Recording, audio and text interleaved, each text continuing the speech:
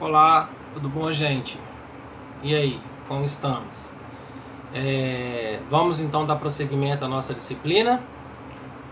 Lembrando que hoje será a nossa última aula antes da nossa prova do dia 28. Dia 28 de julho, né? Foi a data que nós já havíamos colocado, que eu coloquei para vocês na plataforma.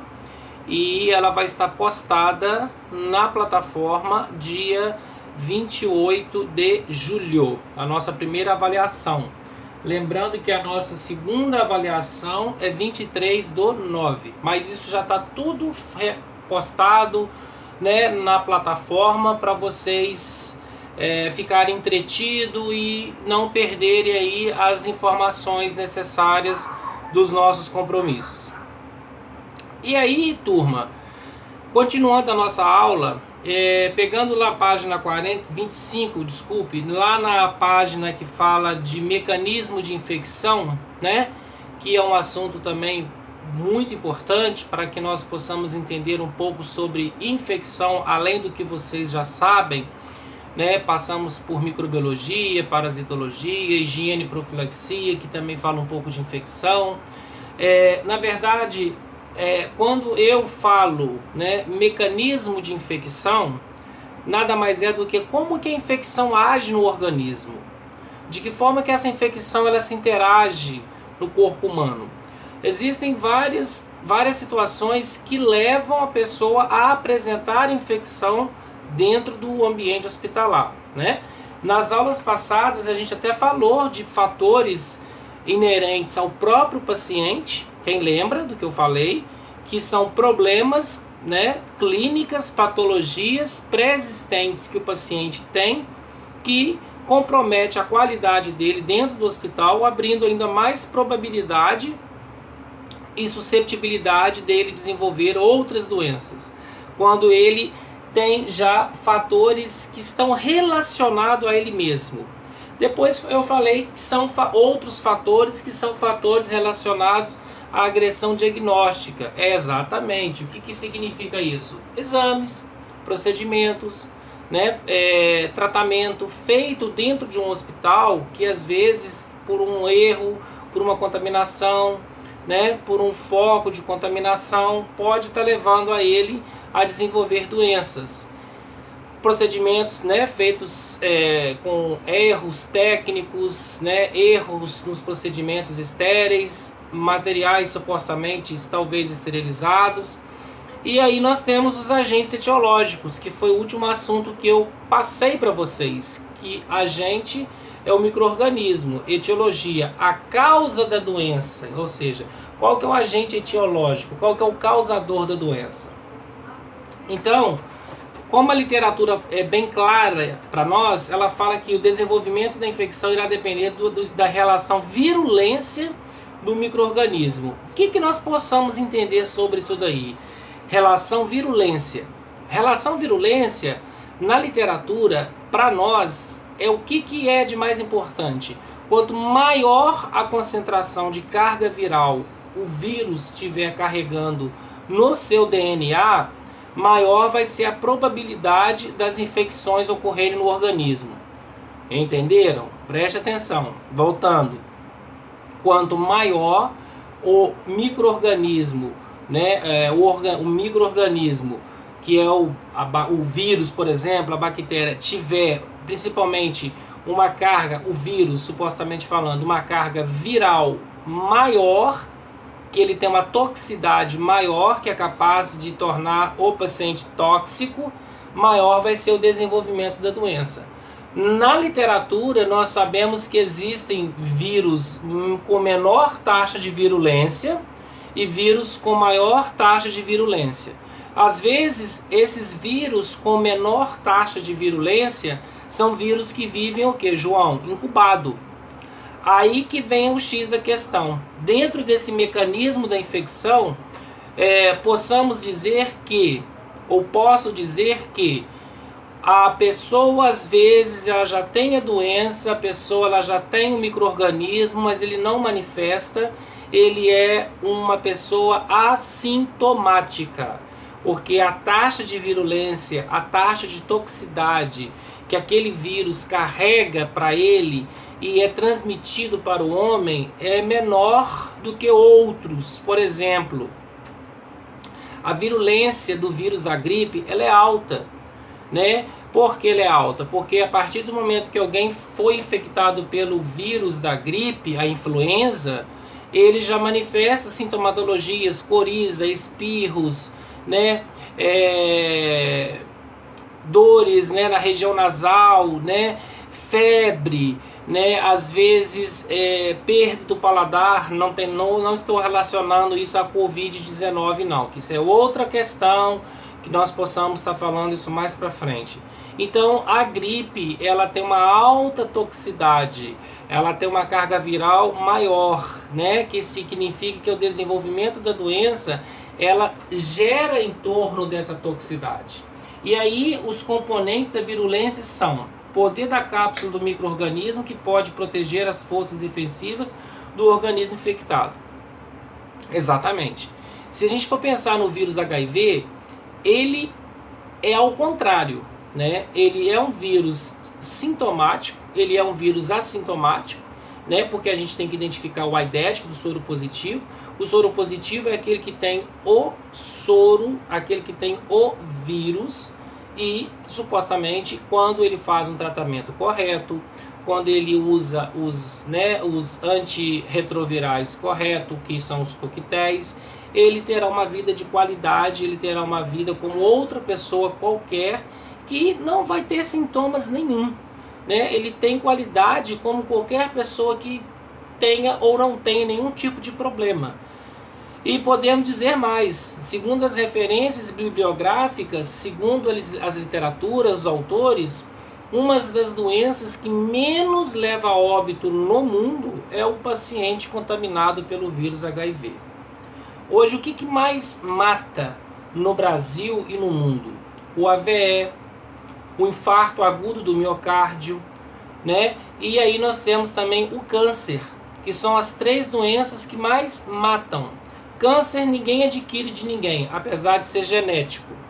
O câncer ele é de cunho genético, o câncer ele é de cunho hereditário. O infarto ele é de cunho genético ou ele é de cunho hereditário. O AVE também pode ser de cunho genético ou de cunho hereditário. O HIV não é de cunho genético e nem de cunho hereditário. Ele é de hereditário, provavelmente quando a gesta está contaminada e pode passar para o bebê. Agora, geneticamente falando, não existe. Então, há uma doença que ela pode ser sintomática quando eu chamo de aidético, né? Emagrecimento precoce, perda do apetite, fraqueza, astenia, né? Às vezes tem uma letargia, às vezes tem uma indisposição, são condições clínicas do aidético. Já o soro positivo não tem essas condições, porque na verdade o vírus ele vive incubado, ele vive assintomático, devido principalmente o que, João? Os tratamentos que são indicados para cada tipo de pessoa que tem essa condição, né? E aí, gente, enzimas secretadas pelas bactérias que atuam favorecendo a difusão do processo infeccioso. Tanto bacilo, bactérias, vírus, esporos, estreptococos, estafilococos, todos esses tipos de micro-organismos patogênicos, que a gente sabe que tudo que é patogenia é doença, eles disseminam, eles eliminam, né, enzimas que vão danificar o sítio, que vão danificar a área onde ele está localizado. Quando a gente fala tropismo dentro da saúde pública, é o preferencial. Então, se eu falo aqui o preferencial do bacilo de Koch é o pulmão, a tuberculose. Mas, ao mesmo tempo, eu tenho que pensar que tem tuberculose óssea e tem tuberculose renal, né? Então, é o tropismo, é o preferencial. Quando eu falo hanseníase, qual que é o preferencial da hanseníase? Qual que é o tropismo da hanseníase? As articulações, né? Então, gente, para cada tipo de micro-organismo, quando ele vai disseminar, né, as suas enzimas que vão danificar a área focal, eu falo de tropismo, que é o preferencial dele. E o poder toxigeno, que pode ser pouco ou muito estimulante para a produção antitoxinas pelo indivíduo infectado. Na verdade, o organismo ele tenta de uma forma ou de outra apresentar o que nós chamamos de quê? Segundo o que eu acabei de falar, células de defesa. O meu organismo ele é formado por várias células de defesa contra essa gama de micro-organismos que pode danificar a nossa vida perante o seu poder da disseminação, né, das enzimas tóxicas que vão aí causar problemas mais sérios na vida humana. Então, além da gente ter as proteções específicas que vão nos proteger contra as doenças, contra os patógenos, contra as bactérias, vírus, fungos e esporos, nós temos as proteções inespecíficas, que também irão colaborar para que a gente também não tenha essas doenças. E aí nós temos dois tipos de situações. O que são as proteções inespecíficas? As proteções inespecíficas, elas atuam principalmente quando ainda as específicas não entram em ação. O que eu posso trazer de exemplo, né, quando eu falo dessa questão de mecanismo da infecção como proteção inespecífica? Quais são os exemplos que eu tenho para traçar para vocês quando eu falo de proteção inespecífica? O pelo da região nasal, porque ele filtra, umedece e aquece o ar, já é uma proteção, né? Eu tenho o pelo, né, do nosso organismo, que é uma barreira. Eu tenho o pH ácido da vagina, que ela vai proteger a vagina contra fungos sensíveis a possíveis acidez naquela vagina, porque tem fungos que são sensíveis. Talvez era para ela dar um corrimento, não deu, porque a acidez da vagina foi maior do que aquele fungo. Nós temos a acidez da mucosa gástrica do estômago, que é um outro exemplo de proteção inespecífica que a gente tem. Nós temos o suor, que é um outro exemplo de proteção inespecífica. Nós temos a pele, que é um outro exemplo de proteção inespecífica, que vai nos proteger. Nós temos também os cílios formados na árvore brônquica, no pulmão, que vai proteger o nosso pulmão contra os micro-organismos. Essas são a saliva, tá? Também. Essas são algumas das proteções inespecíficas que o nosso organismo tem e tenta de uma forma ou outra equilibrar, trazendo uma homeostase, trazendo um equilíbrio para mim. E a proteção específica? Onde que fica a proteção específica? Onde que eu encontro a proteção específica se eu tenho a inespecífica, né? Pessoal, olha só, então falando de proteções específicas, o que nós podemos falar sobre as proteções específicas que irão nos defender contra micro-organismos patogênicos, né? São as nossas células de defesa, que são os leucócitos, né? São as nossas células CD4. A função dos leucócitos, todo mundo já sabe, todo mundo já estudou, é fagocitar, destruir, englobar, matar o micro-organismo. Então, antes do leucócito, antes das células CD4 fazerem a sua parte, né, que é destruir a bactéria, aquilo que vai fazer mal para o organismo, a gente tem aí o que? A vagina como ácido, nós temos o estômago como ácido, nós temos a pele como barreira, os pelos como barreira, a saliva como barreira, que quando chega alguém apresentar algum tipo de problema, é porque essas proteções inespecíficas, elas simplesmente não deram conta de englobar, destruir e matar um micro-organismo, correto? E lá na página 25 ainda, a gente falar de epidemiologia, epidemio vem de doenças, logia vem de estudos, a gente sabe que existem dois tipos de infecção, a não hospitalar e a hospitalar. A hospitalar é dentro do hospital, a não hospitalar é infecção comunitária. O paciente adquire uma infecção dentro da comunidade, dentro do ambiente onde ele está inserido, e aí, se caso não tiver condições de melhorar dentro da atenção primária, com a unidade básica de saúde, ele será encaminhado para o hospital. Então, o paciente já admitido no hospital com essa infecção adquirida fora do ambiente hospitalar, que eu chamo o quê? De infecção comunitária. e a hospitalar é adquirida dentro do hospital por várias séries de problemas.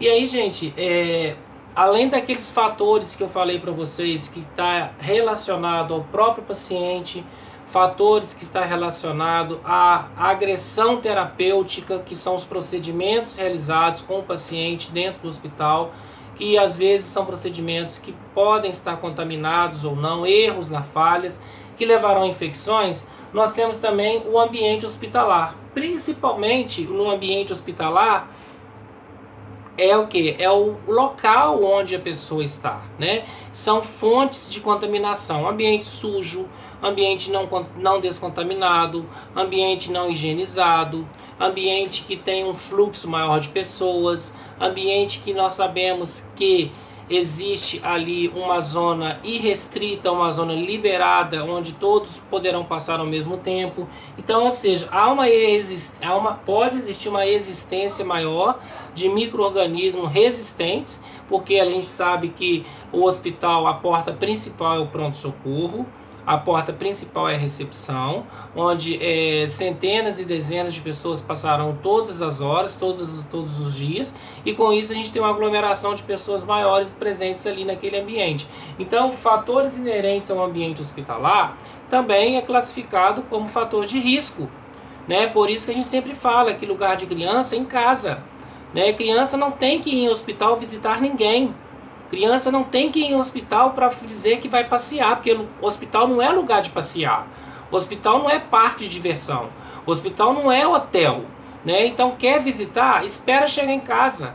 Quer visitar? Espera melhorar em casa, né? Então, isso é porque, pelo próprio hospital, ele apresentar vulnerabilidade, ele apresentar susceptibilidade, né? Ele apresentar condições dentro do ambiente que vão favorecer a pessoa adquirir infecção. Uma imunidade baixa, né? Uma pessoa que tem um sistema imunológico rebaixado, né? Às vezes já está portando um procedimento patogênico e acaba comprometendo mais ainda. Aumentar o número de pessoas lidando com o mesmo paciente circulando nas dependências do hospital. É um problema que a gente sabe que isso daí já é protocolo dentro das instituições, principalmente deveria ser, né? Que quando eu tenho pacientes no isolamento, preferencialmente é um técnico ou uma técnica que fica somente por conta deste paciente. Quando eu tenho pacientes na enfermaria, eu tenho técnicos e técnicas que ficam por conta desses pacientes. Para evitar o quê? Infecção cruzada. Para evitar que eu tire alguma coisa que está lá no isolamento e levo para a enfermaria. Que eu tire alguma coisa que está lá na enfermaria que eu levo para o isolamento. Então, esse cruzamento de profissionais não pode existir. Principalmente se eu tenho técnicos que trabalham na área contaminada, se eu tenho técnicos que trabalham no isolamento, se eu tenho técnicos que trabalham numa zona praticamente restrita. Então, esses técnicos ficarão por conta de pacientes que sabem que podem comprometer a qualidade de outros pacientes, né? Não é questão de preconceito nem discriminação, é uma questão de proteção, é uma questão de coerência, é uma questão da gente ter o quê? Saber fazer, ter responsabilidade naquilo que a gente está fazendo e, acima de tudo, prevenção. Nós temos que trabalhar com prevenção. Por exemplo, número de leitos excessivos nas enfermarias. Hoje a gente sabe, com o apoio da vigilância sanitária, existe, né, uma distância entre leitos e leitos, né, igual antigamente, na década de 90, né, o alojamento conjunto, que nós chamamos de enfermaria, era 20, era 25 leitos dentro de uma enfermaria, né, isso não existe mais, isso não pode. Né? Se você for numa UTI, você tem que ter uma distância entre um leito e um outro leito. Se você for numa enfermaria, né, principalmente as enfermarias cirúrgicas, nós temos às vezes enfermarias com 2 leitos. Ah, é porque é bonito? É para dizer que está bem assim, que está dizendo que é confortável? Não. É por prevenção, é por higiene, por profilaxia, para evitar que aquele paciente pós-operatório de uma cirurgia limpa, talvez, né, ele não se contamine estando presente numa enfermaria, num alojamento com muitos números de pessoas internadas ao mesmo tempo, como isso a gente viveu na década de 90. que hoje não pode mais. É porque eu que não quero? Não é. Né? Isso é a própria pesquisas, estudos, né, que revelam isso para a gente, e a própria mudanças das portarias da vigilância sanitária, que contribui literalmente para que isso seja colocado em prática. Porque o hospital não é depósito de doente, assim como ILPIs, instituições de longa permanência para idosos, não é depósito de idoso. A gente sabe que hoje a ILPI, que são casas de idosos, tem que ter um número exato de pessoas, de idosos que irão ficar naquela casa. Eu não posso simplesmente chegar, aceitar, como se ele fosse um depósito de idosos. Isso não pode existir mais, isso acabou. Vigilância sanitária chega e poda tudo, né? Tem. Então a gente vai continuar com o que tem, e aí não vai admitir mais ninguém. Até que, infelizmente, se houver óbitos, vai enxugando até chegar ao número X da quantidade de leitos que eu preciso para aquela ILPI. Tem ILPI que o comportamento, né, ela comporta, por exemplo, 50 idosos. Tem ILPI que comporta 120 idosos. Tem ILPI que comporta 20 idosos. Acabou. Não tem que colocar mais idosos. Por precauções, né, por prevenções. Né? Então a gente está trabalhando com o quê? Com prudência. Né? Nós estamos trabalhando com uma consciência, né? Você ter conscientização daquilo que você está fazendo, né? E acima de tudo, ter prioridade e condição de fazer de acordo com o que manda as portarias, tanto da Vigilância Sanitária, tanto do Ministério da Saúde, né? Tanto das GRS, que são as Gerências Regionais de Saúde de cada cidades que são representadas por elas, e assim por diante. E aí, gente, falarmos também dessa questão, lá na 27, que eu queria que vocês dessem uma atenção para ela, são a classificação dos artigos segundo o risco potencial de transmissão de bactérias, ou seja, de transmissão de infecções. Na verdade, os artigos, quando a gente fala também dos fatores inerentes ao ambiente hospitalar, nós falamos que os artigos, eles são divididos em 3, não é isso? Artigos críticos, semicríticos e não críticos. Dentro do hospital, essa classificação ela existe, né? Em algumas clínicas, em algumas Santa Casas, né? Tem que existir. Claro que isso é por questões de divisão, né? Tanto que quem tem uma DIC, quem tem uma doença infecto-contagiosa, ele não está junto com os outros, ele está no isolamento. Né? Então, com o apoio da CCIH, com o apoio de outros órgãos dentro do próprio hospital, outras comissões importantes, então a Vigilância Sanitária, junto com o apoio, né, de outros órgãos competentes, viu que precisa ser classificado o risco de contaminação, de infecção dentro do hospital. E aí chamamos de artigos esses riscos. Então nós temos artigos críticos, semicríticos e não críticos. O que seriam os artigos críticos, João, então? Os artigos críticos seriam aqueles artigos, podemos chamar de materiais, que entrarão diretamente na corrente sanguínea do paciente. Né? Exemplos: agulhas, scalpes, pinças, materiais cirúrgicos, né? Tubo orotraqueal, sonda vesical de alívio, sonda vesical de demora, né? Catéteres, por exemplo, sondas, né? Como eu já falei, drenos. Então isso tudo vai estar diretamente ligado ao organismo do paciente. A literatura fala que artigos críticos são os que penetram nos tecidos subepiteliais do sistema vascular, em qualquer órgão isento de micro-organismo, em qualquer órgão que não tenha presença de bactéria.